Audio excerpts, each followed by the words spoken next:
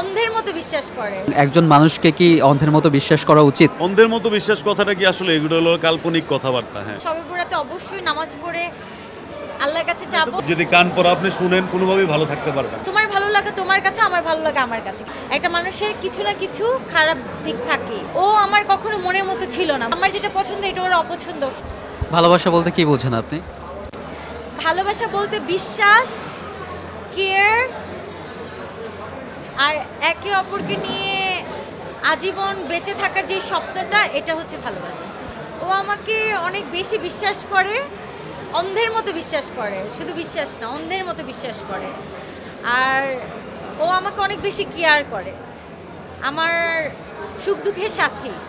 এই জিনিসটা আমি এই জন্য ওকে বেশি ভালোবাসি। সাজিল ভাই, আপনি শিলা আপুকে অন্ধের মতো বিশ্বাস কেন করেন এবং একজন মানুষকে কি অন্ধের মতো বিশ্বাস করা উচিত? দেখেন, ও বিশ্বাস করার মতো মানুষ, ওকে অন্ধের মতো বিশ্বাস কথাটা কি আসলে এগুলো হলো কাল্পনিক কথাবার্তা। হ্যাঁ, আপনি বিশ্বাস করার মতো মানুষ, সেটা হলো মেন বিষয়। আমি তাকে বিশ্বাস করি, আর আমাদের সবার উচিত একটা মানুষ আর একটা মানুষকে বিশ্বাস করা। আর ভালোবাসার মানুষকে তো অবশ্যই আপনি বিশ্বাসে রাখতে হবে, ফার্স্ট জায়গা, তার প্রায়োরিটি ফার্স্টে। ভালোবাসা বলতে আপনি কি বোঝেন? ভালোবাসা বলতে এক কথায় বলতে গেলে আপনার বলতে হবে যে দুটি হৃদয়ের মিলবন্ধন, বুঝছেন? এটা মেন বিষয়। দুটি হৃদয়ের মিলবন্ধন হতে গেলে আপনার অবশ্যই এটার মাঝে বিশ্বাস থাকতে হবে, টেক কেয়ার থাকতে হবে, আদান প্রদান সব কিছুই থাকতে হবে, বুঝছেন? মেন ফার্স্ট জিনিস হলো দুটি হৃদয়ের মিলবন্ধন। এটি সামনে ভালোবাসা দিবস আসছে, ভালোবাসা দিবসের গুরুত্ব আপনার কাছে কতটুকু? ভালোবাসা দিবসের গুরুত্ব আসলে, ভালোবাসার দিনটা তো আর ওই ডেটটা না। ভালোবাসার জন্য 365 দিনই থাকে। ওই 14 ফেব্রুয়ারি আসলে যে ভালোবাসার দিবস, এটাকে আমরা একটা ভালোবাসা দিবস হিসাবে প্রাধান্য দিয়েছে, ঠিক আছে, গভর্নমেন্ট পুরো ওয়ার্ল্ড ওয়াইড এটা। বাট ভালোবাসা, যারা ভালোবাসে তারা প্রতিটা দিনই সবাইকে ভালোবাসে। এটা মা ছেলে হোক, বাবা মা হোক, আর ভাই বোন হোক, আর লাভার হোক, আর প্রিয় মানুষ হোক। ভ্যালেন্টাইনে আমাদের প্ল্যানিং ছিল যে আমরা দেশের বাইরে যাব, কিন্তু এই বছর তো সম্ভবত ভ্যালেন্টাইন ডে শবে বরাত। তো শবে বরাতটা কী করব আমি এখনও জানি না, শিডিউলটা এখনও করিনি, কিন্তু ইচ্ছা আছে ওকে নিয়ে স্পেশাল কিছু করব।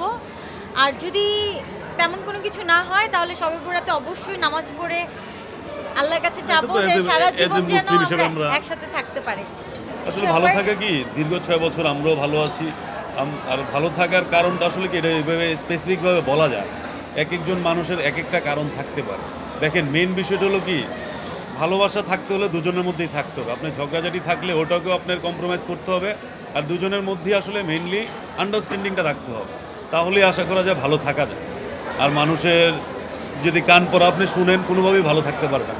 আপনার পিছনে ব্যাকবাইটিং চলবে, এটা হোক সাধারণ মানুষ, হোক হায়ার লেভেল, হোক সেলিব্রিটি, সবাই ব্যাকবাইটিং বাদ দিয়ে নিজেদের যে চিন্তাভাবনা, ওই চিন্তাভাবনা নিয়ে একসাথে চলতে হবে। আর নিজেদের স্যাক্রিফাইস মাইন্ড থাকতে হবে, তাহলেই আশা করি ভালো থাকা যাবে। ও, আমি তো বলতে ভুলেই গেছি, লাইফে ফার্স্ট হচ্ছে স্যাক্রিফাইস। তো আমি যদি ধরেন, প্রত্যেকটা মানুষের কিন্তু ওভারঅল সব দিক কিন্তু পারফেক্ট হয় না। একটা মানুষের কিছু না কিছু খারাপ দিক থাকে। সো এগুলো যদি আমি স্যাক্রিফাইস করে তার সাথে যদি মানিয়ে চলতে পারি, এটাই হচ্ছে ভালোবাসা। আর ভালোবাসার কেউ কারো মনের মতো হয় না। ধরেন, ও আমার কখনো মনের মতো ছিল না, মনের মতো করে নিতে হয়। বা আমিও কখনো ওর মনের মতো ছিলাম না, বা ওর যেটা পছন্দ সেটা আমার অপছন্দ, বা আমার যেটা পছন্দ এটা ওর অপছন্দ। এগুলো না আমাদের দুইজনকে বুঝতে হবে, জানতে হবে, বা অ্যাডজাস্ট করে নিতে হবে। বা আমার যদি কোনো কিছু ভালো নাও লাগে, থাক ভাই, আমার ভালো লাগে না, তোমার তো ভালো লাগে, তোমার যেহেতু ভালো লাগে আমি তোমাকে সাপোর্ট করি। সাপোর্ট করাটা যে এমন না যে তোমার মতো আমারও এটা ভালো লাগতেই হবে 100%, না। তোমার ভালো লাগে তোমার কাছে, আমার ভালো লাগে আমার কাছে, কিন্তু আমি তোমাকে সাপোর্ট করি। এই সাপোর্টিং জিনিসটা থাকতে হবে, স্যাক্রিফাইসটা থাকতে হবে।